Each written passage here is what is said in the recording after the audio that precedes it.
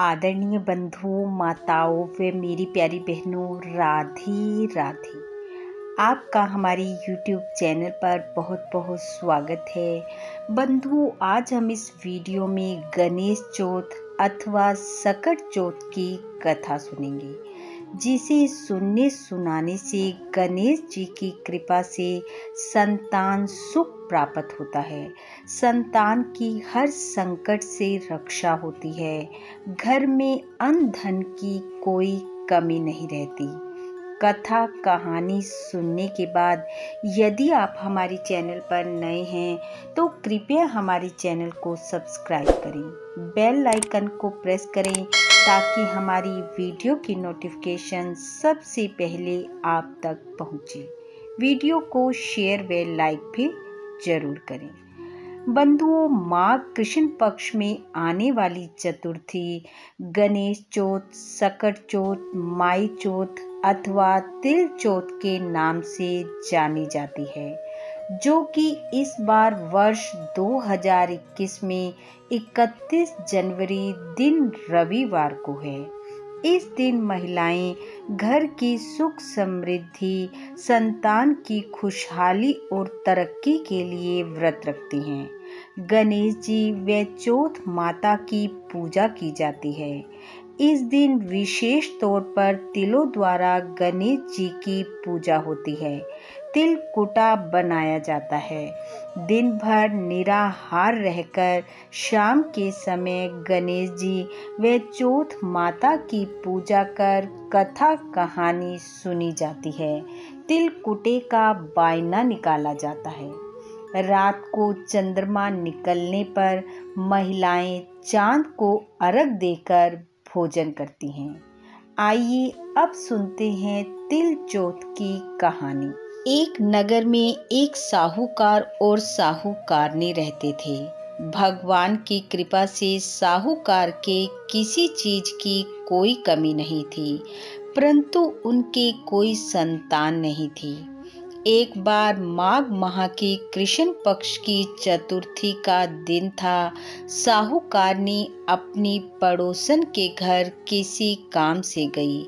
उसने देखा कि पड़ोसन पूजा कर कहानी सुन रही है। पूजा कहानी पूरी होने पर साहूकारनी ने पड़ोसन से पूछा, तुम ये क्या कर रही हो और इससे क्या होता है? पड़ोसन ने कहा, आज मेरा सकट चौथ का व्रत है, इसलिए पूजा कर कहानी सुन रही हूँ। इस व्रत को करने से अन्न धन सुहाग व संतान की प्राप्ति होती है। संतान के जीवन में आने वाली बाधाएं दूर होती हैं। तब साहूकारनी बोली, मेरी कोई संतान नहीं है।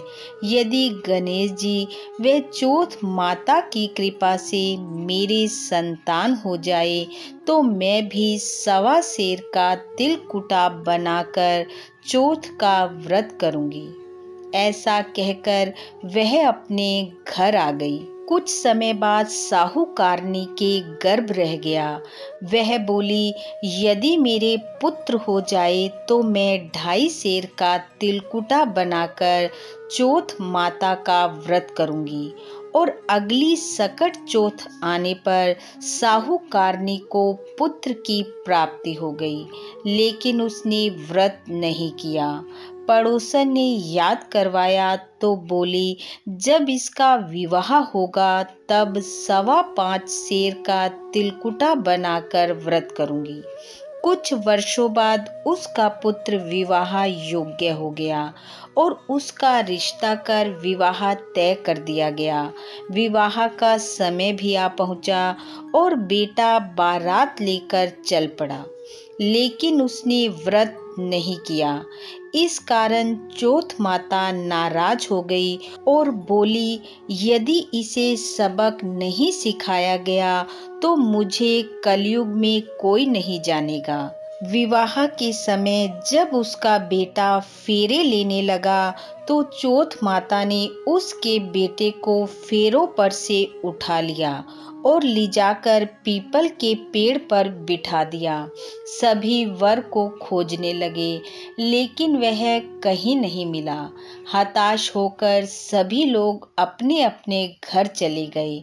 कुछ समय बाद जिस लड़की का विवाह साहूकारनी के लड़के के साथ होने वाला था, वह अपनी सहेलियों के साथ गणगौर पूजने के लिए दूब लेने जंगल में जाती और रास्ते में उस पीपल के पेड़ के नीचे से गुजरती जहां वह लड़का बैठा था।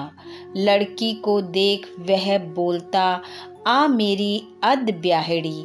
ऐसा सुन सुनकर लड़की चिंता के कारण सूखने लगी। एक दिन उसकी माँ ने कहा, बेटी, मैं तुझे अच्छा खिलाती हूँ, अच्छा पिलाती हूँ, तो फिर भी सूख क्यों रही है? तब लड़की ने कहा, माँ, जब मैं जंगल में दूब लेने जाती हूँ तो पीपल के पेड़ में से एक आदमी की आवाज आती है और वह कहता है, आ मेरी अध ब्याहड़ी। उसने सेहरा बांध रखा है, मेहंदी लगा रखी है। बेटी की बात सुनकर माँ पीपल के पेड़ के पास गई। जाकर देखा तो ये तो उसका ही जवाई बैठा है। तब वह बोली, मेरी बेटी को अध ब्याही कर यहाँ क्यों बैठा है? वह बोला, मैं तो चौथ माता के गहने पड़ा हूँ। मेरी माँ ने मेरे नाम से चौथ का व्रत और तिलकुटा बोला था, लेकिन उसने नहीं किया। इसलिए चौथ माता ने नाराज होकर मुझे यहाँ बिठा दिया। यह सुनकर लड़की की माँ साहूकारनी के पास गई और जाकर कहा, तुमने गणेश चौथ व्रत करने का और तिलकुटा बनाने का संकल्प लिया था। साहूकारनी ने कहा, हाँ, मैंने यह संकल्प लिया था, लेकिन मैं भूल गई।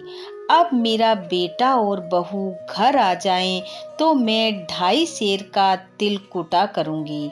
इससे गणेश जी और चौथ माता खुश हुए। फिर से विवाह रखा गया। फेरों के समय बेटा फेरों में आकर बैठ गया। धूमधाम से विवाह हुआ। बेटा बहू घर आ गए। साहूकारनी ने सकट चौथ का व्रत किया। 5.25 सेर का तिलकुटा बनाया। गणेश जी को भोग लगा। परिवार, रिश्तेदार व पास पड़ोस में बांटा। अपनी भूल की क्षमा मांगी और संकल्प लिया कि मैं हमेशा माघ कृष्ण पक्ष की तिल चौथ का व्रत करूंगी। इसके बाद पूरे नगर में ये ढिंढोरा पिटवाया गया कि हर कोई अपने संकट दूर करने के लिए, संतान सुख के लिए सकट चौथ का व्रत करे। बोलो गणेश जी महाराज की जय। बोलो चौथ माता की जय। हे चौथ माता, जैसे साहूकार साहूकारनी का संकट दूर कर बेटे बहू का सुख दिया, वैसा सबको देना। इस कथा कहानी को सुनने वाले, सुनाने वाले सबके संकट दूर करना, संतान सुख देना। इन्हीं शुभकामनाओं के साथ आप सबका बहुत बहुत धन्यवाद। राधे राधे।